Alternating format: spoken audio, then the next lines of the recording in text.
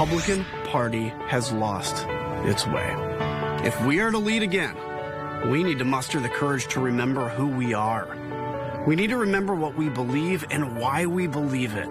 Looking in the mirror can be hard, but the time has come to choose what kind of party we will be and what kind of future we'll fight to bring about. The choice is ours, and I've made mine. My name is Adam Kinzinger. That is a video with Illinois Republican Representative Adam Kinzinger calling country first. It is a 6-minute video just released yesterday by the new PAC that is challenging the direction of a GOP that Kinzinger says has wrongly become a Trump first party to the detriment of the nation. Adam Kinzinger is one of 10 Republicans who voted to impeach Donald Trump. And I want to welcome him now to Good Day Chicago this morning. Good morning. Nice to see you. Thank you for joining me. You too. Thanks. So this is a pretty gutsy move from somebody who has done gutsy moves in the past. But tell me, what made you decide to do this?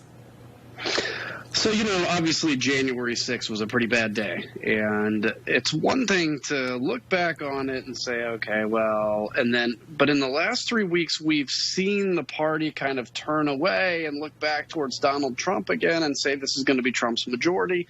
And I've just said, that's not what the Republican Party I signed up for was. The Republican Party I signed up for always put the nation before the party.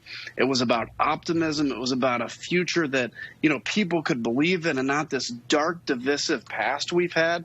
And that's what's been the inspiration. Right now, nobody is presenting, frankly, that view that I've had so many Republicans tell me they were desperate for. Mm-hmm. Yeah, it's interesting, and that was going to be one of my questions. Who's backing you on this? And do you feel like you have enough support?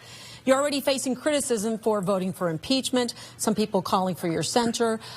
They're not happy that you asked the vice president to invoke the 25th Amendment. Do you believe you have backing, and are you worried your constituents are going to vote you out of office?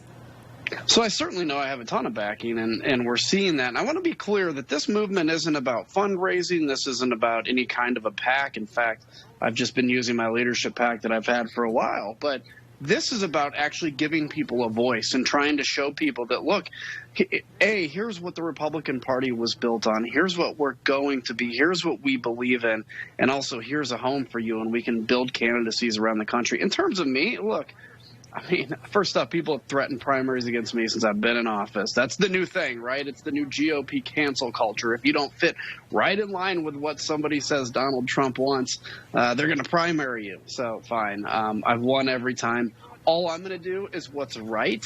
And I'm a big believer that the chips will fall where they may. And if I don't win a re-election, I can look at myself in the mirror in real peace.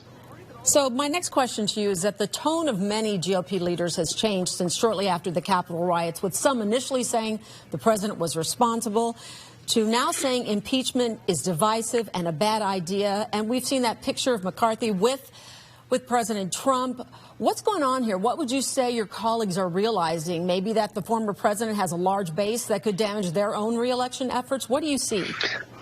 I think that's part of it. And but that's the thing that we've been missing. I think it's an art that we've lost in leadership, which is, being a leader and being in Congress isn't just about looking at the population and saying, what do we have to do to win votes? Where's the money at? It's about actually presenting a different vision.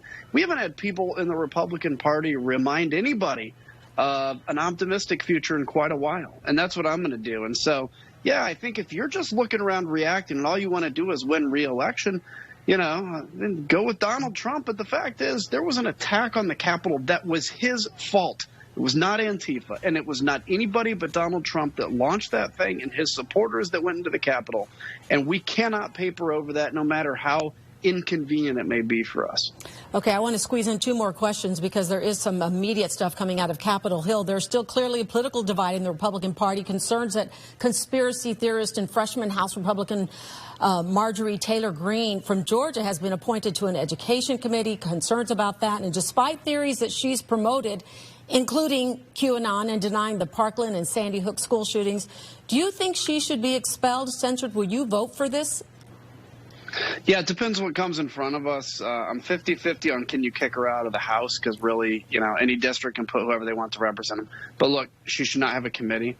I don't think she should be allowed to caucus with the Republicans until we start cutting this kind of cancerous ideology of conspiracy and lies and darkness and just falsities, we will be a party that will never be able to be proud of who we are again, unless we just want to win at all costs. So I want her out. She's not a Republican. She's a real rhino.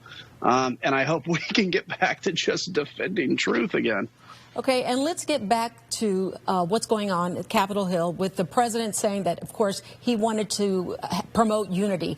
Now we are hearing that there are 10 Republicans who are coming forward to say, hey, we want you to take a look at our COVID-19 relief package. We think that yours is a bit much. What do you think should happen with this? And is it a good idea because the Democrats can pass this with or without the Republicans? I think it's a good idea for the president to do that because if he just passes this without any Republicans, it will set us off on a real bad trajectory. It's what happened with President Obama when he did the stimulus back in like 2009 and didn't even talk to Republicans. So it's beneficial if he can try to get some bipartisanship. Look, I think we also need to understand that, the future of this country isn't necessarily unity, like kumbaya, but it's also being the loyal opposition. So you can oppose the policies of President Biden, but you're still loyal to the country and not peddling in dark conspiracies. But my hope is they can find something in the middle and have a decent compromise. Adam Kinzinger, we thank you for joining us this morning on Good Day Chicago. Always appreciate your perspective. Thanks again for coming and joining me this morning. Good to see you. You bet. You too.